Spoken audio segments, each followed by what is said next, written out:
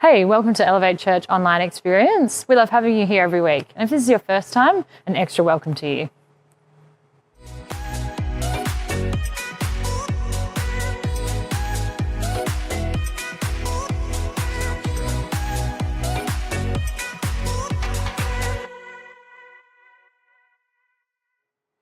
To make sure you don't miss out on any of our videos, don't forget to like and subscribe down the bottom.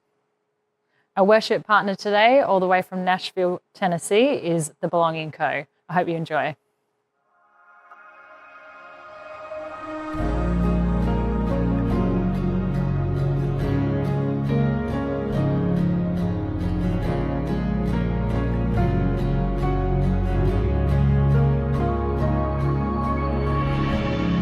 We will lift our eyes, we won't fear the fight.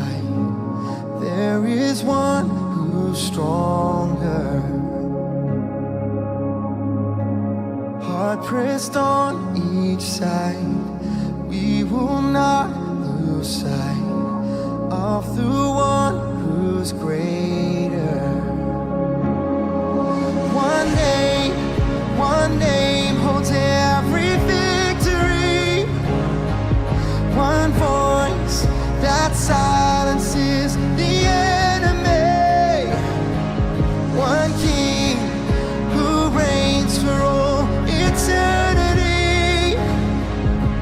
Jesus, Jesus.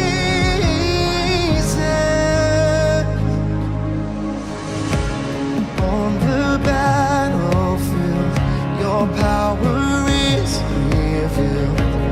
Giants fall defeated. Oh, we are taking ground. Walls are falling down in the mighty name of Jesus. One name holds every victory. One voice that silences the enemy. One king who reigns for all eternity. Jesus, Jesus,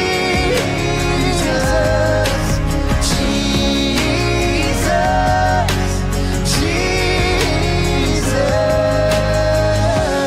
Jesus. Oh, 'cause every victory belongs to you, Jesus. 'Cause every victory is yours. Every victory is yours. You rose. You reign. Death is buried in the grave. Hell cannot defy your name. You rose. You reign.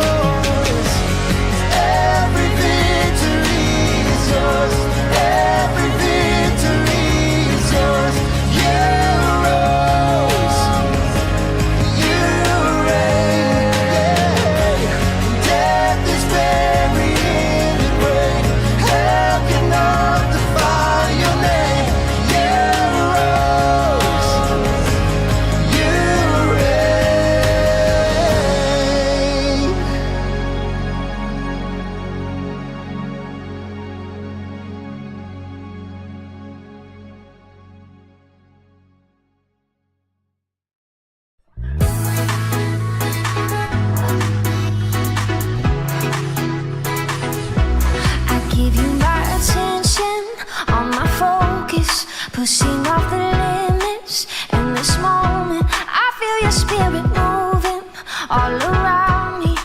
Come and have your way. I'm looking at the dry bones, you revive it. There's faith inside of my soul, you're igniting. You're calling me to levels that are higher. I can see your face when I set my eyes on you. Everything else fades when I look your way. Everything else fades when I look your way. Everything else fades.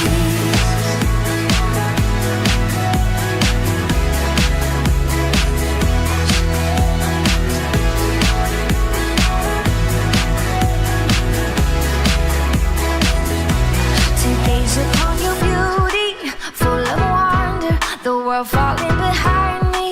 There's no other name like your name, and there's nothing that can take your place. When I set my eyes on you, everything else fades. When I look your way,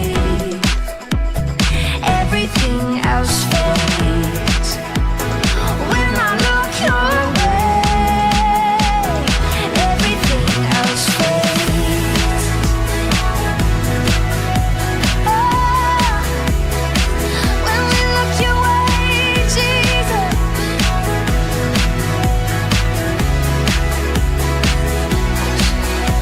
Dancing in the light of your glory, joy is awakening. Rising like the sun every morning, hope is alive in me. Yeah, we're dancing in the light of your glory, joy is awakening. Rising like the sun every morning, hope is alive in me. When I set my eyes on you, when I set my eyes on you, Jesus. When I set my eyes on you, everything else fades. When I look your way, everything else fades. When I look your way, everything else fades.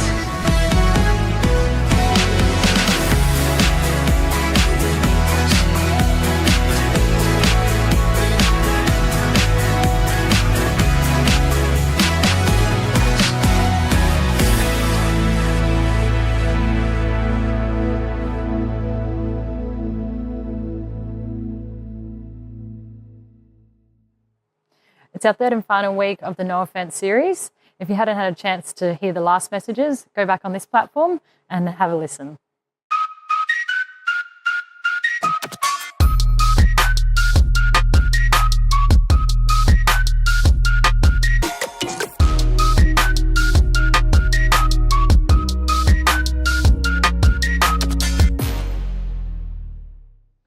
Well, hey there, Elevate family. Great to have you with us for the third and final week of our No Offense series. And I've just been so encouraged by the incredibly, the feedback that we've been getting for this series. You know, our number one goal in our teaching is to be helpful.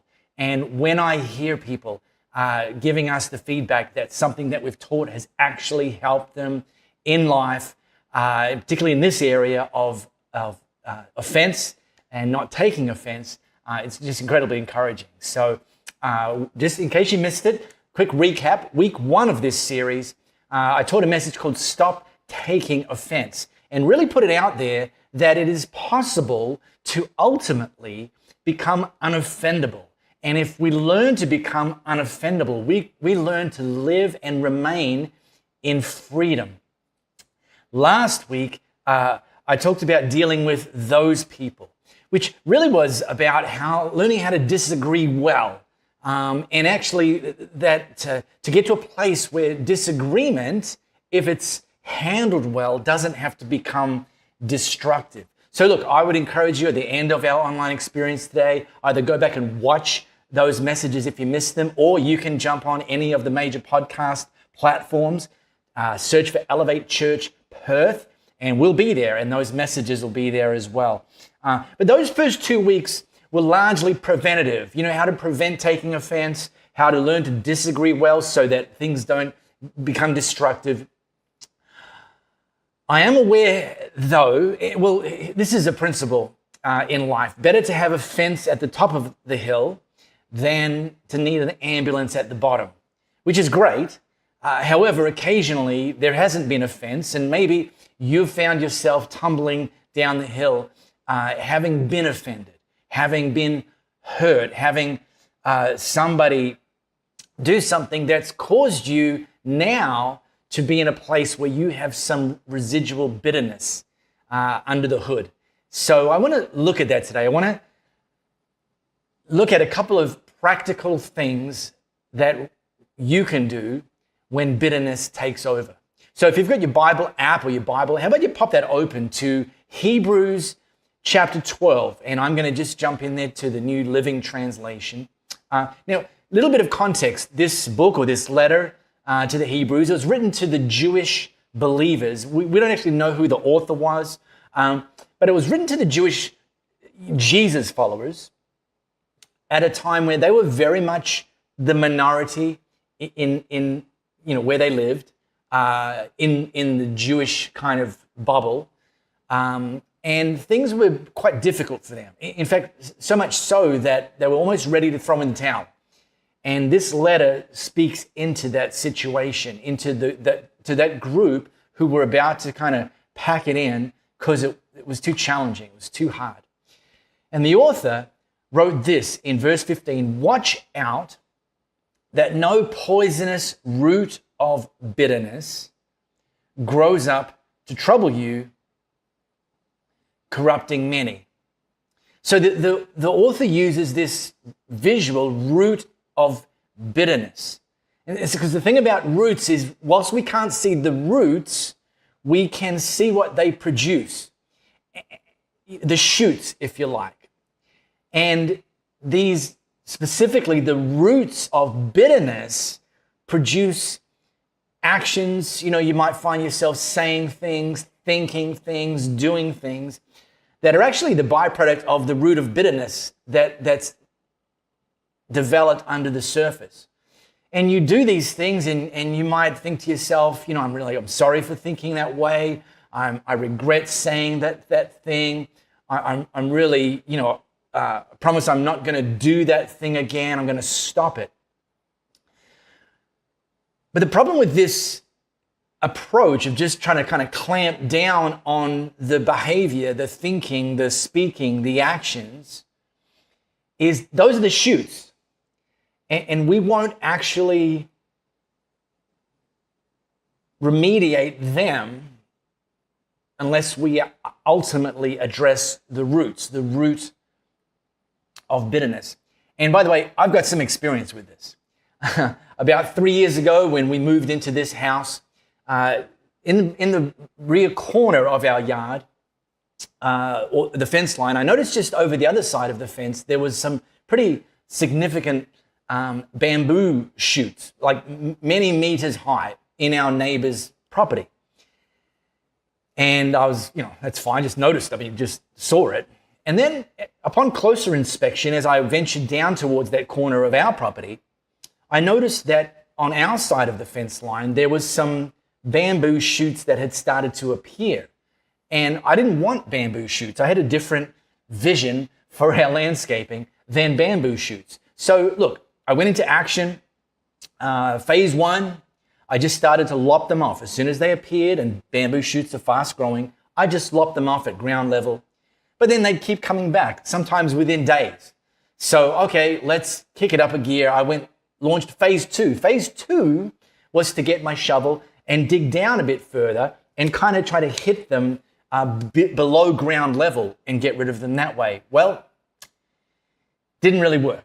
They would come back again within days, certainly within a couple of weeks, they were back. So I enlisted the services of one of my friends. He runs a gardening business, and just between the two of us, he brought in a very questionable cocktail of, how should we say it, not environmentally friendly poisonous chemicals.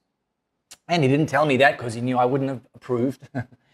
And he got busy trying to just poison this bamboo outbreak. Well, that worked for a little while, but eventually the bamboo shoots reappeared. So we went for the nuclear option. We got my friend's laborer to come in and dig and dig and dig. And look, here's what happened.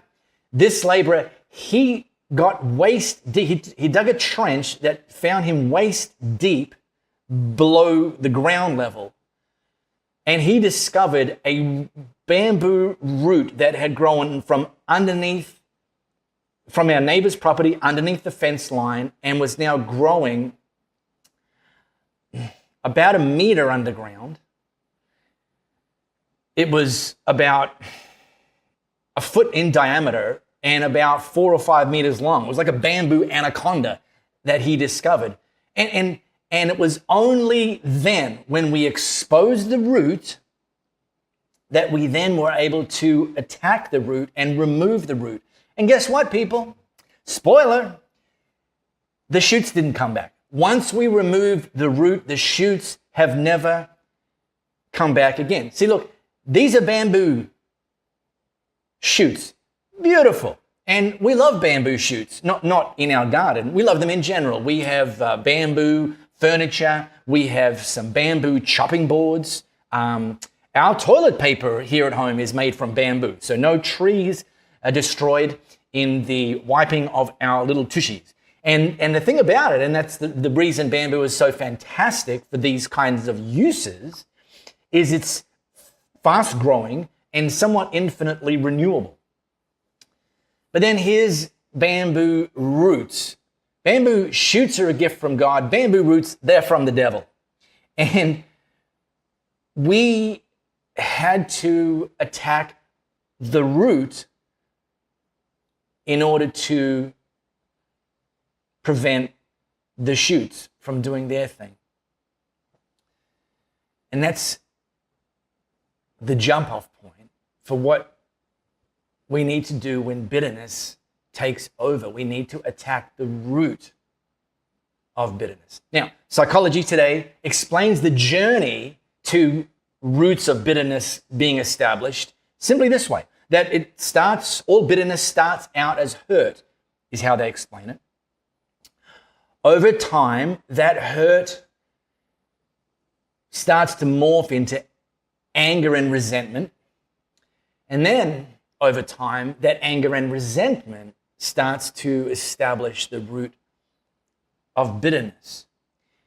And over time, this root of bitterness starts to send up shoots. And the writer of Hebrews explains to us that those shoots both affect us and affect the people in our sphere. The writer said this: watch out that no poisonous root of bitterness grows up to trouble you, corrupting many. So if we want to ensure that any root of bitterness that's been established doesn't affect us and doesn't affect the people around us, we have to attack the root. And just as it was in our backyard, the beginning of this journey for healing and restoration and freedom requires exposing the root. You can't fix it if you can't find it. And this journey to freedom, beginning with exposing it, it's likely going to be a process. And depending on how well established this root of bitterness is, it might require you investing in some professional help, some therapy, some counseling, to have a safe space and to have a guided professional who's trained in this to be able to, when this root is exposed, to help you process and navigate the healing that's required.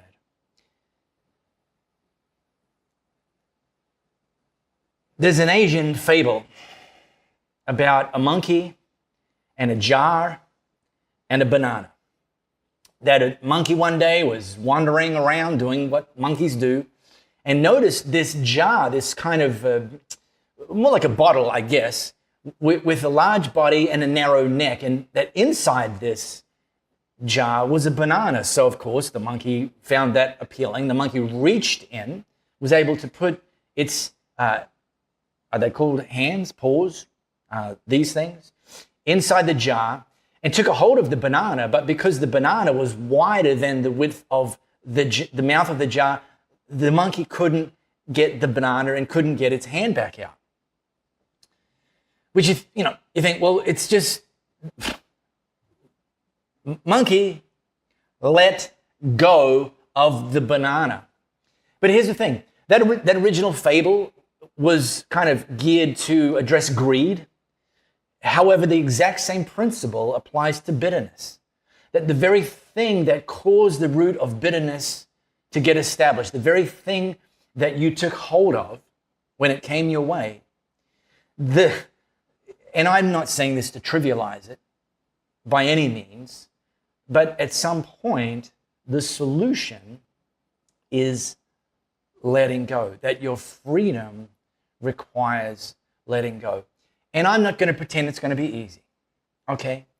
In fact, probably the deeper, the larger, the more established the root is, caused maybe by a greater hurt, maybe by a longer passage of time, it might be incredibly challenging to ultimately let go. But here's a clue.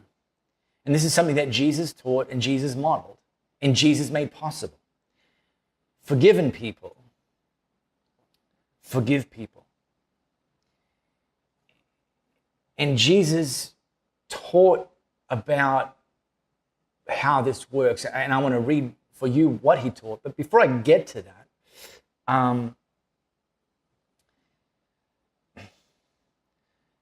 here's something that's incredibly important to understand about forgiveness. See, one of the things that prevents us from forgiving is too often we wait for the other person to apologize, to say they're sorry, to express their contrition. And we feel that's the only time that we can forgive. That's the only time that justice can be served, that they said they're sorry, and we say, sure, okay, appreciate that, I accept your apology, and I forgive you. But here's an important thing to understand about forgiveness. Forgiveness isn't the same as reconciliation. See, reconciliation requires two people, requires them to come together, requires an apology and an appeal for forgiveness from one person, and then requires forgiveness and then a process to be outworked that ultimately those two people can be reconciled. But forgiveness in and of itself doesn't require two people. It only requires you. And so even if the other person, the person that hurt you, never says they're sorry, and I'm not saying that's right, but let's face it, that's reality. That's going to happen from time to time. Even if they don't say they're sorry, you can still let go of the banana. You can still forgive them. It doesn't require their participation and their cooperation. But if that's your situation, if your root of bitterness exists and lingers right now, and the person who caused the hurt upstream for you hasn't said they're sorry, you can forgive them. But here's a few little tips from one of my go-to resources. Her name's Dr. Caroline Leaf. She's a practitioner, a therapist, particularly in the mental health, emotional health space. And she's an incredible resource. And she wrote a few little pro tips for what we ultimately need to do if we are forgiving somebody that hasn't apologized. Here they are. Firstly, don't try to suppress or say it's okay when it's not. That's not your job. recognize and honor your hurt and pain. Expose it and understand it's real. And it's not okay. What they did was not okay. Even if they don't realize it, it's not okay. And then she recommends that we figure out what boundaries you need to put up and enforce. How do we put up a fence at the top of the hill? How do we prevent this from happening again? And that might mean keeping that person at arm's reach. That might require learning some language skills, telling that person, it's like, you don't get to speak to me that way. That behavior is not okay. That's unacceptable. I'm not going to stand for that. And then the other thing that I love that she said about this, that forgiving them doesn't require they apologize, and it doesn't excuse their behavior. Forgiving means their actions don't control your emotions, mental health, and happiness level. Now, these 3 tips from Dr. Caroline Leaf, we went over them pretty quickly. I can let you know that the slide deck of every week's message is available at elevatechurch.me, our website. Go to the media section and you'll see each message. There's a slide deck there. And so these points are all there. So you can go back and revise them for yourself. But let me read, and I'm just going to read what Jesus taught. I'm not going to embellish on it. I'm not going to explain it. I think it's pretty self-explanatory. But here's what Jesus taught, underlining the motivation and the expectation that forgiven people forgive people. So Matthew records, at that point, Peter got up the nerve to ask, Master, how many times do I forgive a brother or sister who hurts me? 7? Jesus replied, 7? Hardly. Try 70 times 7. The kingdom of God is like a king who decided to square accounts with his servants. As he got underway, one servant was brought before him who had run up a debt of $100,000. And he couldn't pay up, so the king ordered the man, along with his wife, children, and goods, to be auctioned off at the slave market. Well, the poor wretch threw himself at the king's feet and begged, give me a chance and I'll pay it all back. Touched by his plea, the king let him off, erasing his debt. Well, the servant was no sooner out of the room when he came upon one of his fellow servants who owed him $10. He seized him by the throat and demanded, pay up now. The poor wretch threw himself down and begged, give me a chance and I'll pay it all back. But he wouldn't do it. He had him arrested and put in jail until the debt was paid. And when the other servants saw this going on, they were outraged and they brought a detailed report to the king. The king summoned the man and said, you evil servant, I forgave your entire debt when you begged for mercy. Shouldn't you be compelled to be merciful to your fellow servant who asked for mercy? The king was furious and put the screws to the man until he paid back his entire debt. And that's exactly what my Father in heaven is going to do to each one of you who doesn't forgive unconditionally anyone who asks for mercy. This idea that Jesus forgave us freely, and this expectation that forgiven people forgive people freely, you have received, freely give. And this is the key to getting free, to living free, to removing the root of bitterness and moving into a better future for you and for the people in your sphere. Hey, one more thing before I hand back to Molly. Next week, we're launching our annual, every year we teach a series on financial management, biblical principles and perspectives on financial management. It's such an important topic. That's why we hit it every year. It's one of our big rocks in our teaching calendar. So next week, we're launching our annual series. This year, we're calling it 100. What and how we can best manage the 100% that God blesses us with financially. So I'd love you to join us for that. It's going to be incredibly encouraging, incredibly helpful, and of course, as always, invite somebody to join you for our online experience. I'll see you then. If you've already had a chance to give, we'd appreciate that so much. If you'd like to this week, the links are down below. If you'd like to put in a prayer request, jump onto the Elevate app, Next Step section, and put in a prayer request. Everything is confidential. Thanks for taking the time to tune in today. We're launching a brand new series next week called 100. We'd love to have you there.